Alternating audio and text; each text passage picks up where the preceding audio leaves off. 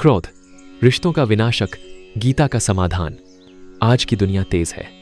Office की deadline, social media का दबाव, रिश्तों की उलझन, हर कोई किसी ना किसी बात से तना हुआ है। ऐसे में अगर क्रोध आ जाए तो क्या आश्चर्य। पर श्रीमद् भगवद गीता कहती है, क्रोध बुद्धि का विनाश करता है और जीवन का भी। क्रोध क्यों आता है? भगवद गीता अध्याय 2 श्लोक 62 से 63-60 में श्री कृष्ण कहते हैं, जब कोई व्यक्ति विषयों का चिंतन करता है तो उससे आसक्ति उत्पन्न होती है। आसक्ति से कामना और कामना से क्रोध, क्रोध से भ्रम, भ्रम से स्मृति का नाश, स्मृति से बुद्धि का नाश और अंत में व्यक्ति का पतन। सोचिए, जब या ऑफिस में प्रमोशन न मिले या कोई करीबी आपकी उम्मीदों पर खरा न उतरे तो गुस्सा क्यों आता है? क्योंकि हमारी कामनाएं अधूरी रह जाती हैं और यही अधूरी कामना बन जाती है क्रोध। श्री कृष्ण कहते हैं, क्रोध से मोह पैदा होता है, मोह से स्मृति का भ्रम और इससे बुद्धि का नाश होता है। आज जब हम गुस्से में आकर रिश्ते तोड़ते हैं, पढ़ाई छोड़ते हैं, गलत फैसले लेते हैं तो कारण सिर्फ क्रोध नहीं, बुद्धि का विनाश है, जिसने जीवन का संतुलन ही खत्म कर दिया। क्रोध सबसे ज्यादा नुकसान करता है रिश्तों को। माता पिता की डांट, पति पत्नी की तकरार, दोस्त की नाराजगी, हर जगह अगर जवाब क्रोध में दिया जाए तो प्रेम छूट जाता है और केवल दूरी रह जाती है।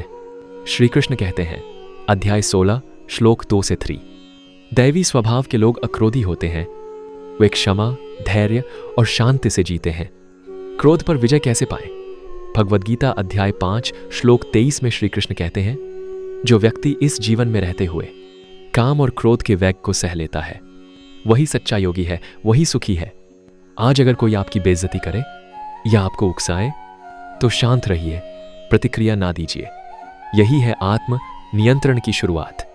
अध्याय 6 श्लोक 6 में श्री कृष्ण कहते हैं, जिसने अपने मन को जीत लिया वह खुद का मित्र बनता है और जिसने नहीं जीता वह खुद का ही शत्रु बन जाता है। मन अगर शांत है तो कोई हमें क्रोधित नहीं कर सकता, पर मन ही भटक जाए तो छोटी बात भी ज्वालामुखी बन जाती है। अध्याय 16 श्लोक 3 में श्री कृष्ण क्षमा को दैवी गुण बताते हैं। ठेज, क्षमा, धैर्य, स्वच्छता और अहंकार का त्याग, ये हैं दिव्य गुण। कभी कभी मैं सही हूं से ज्यादा शक्तिशाली होता है, कोई बात नहीं कहना, यही क्षमा है, यही देवत्व है। क्रोध वह आग है जो पहले हमारे भीतर जलती है और फिर हमारे अपनों को जला देती है।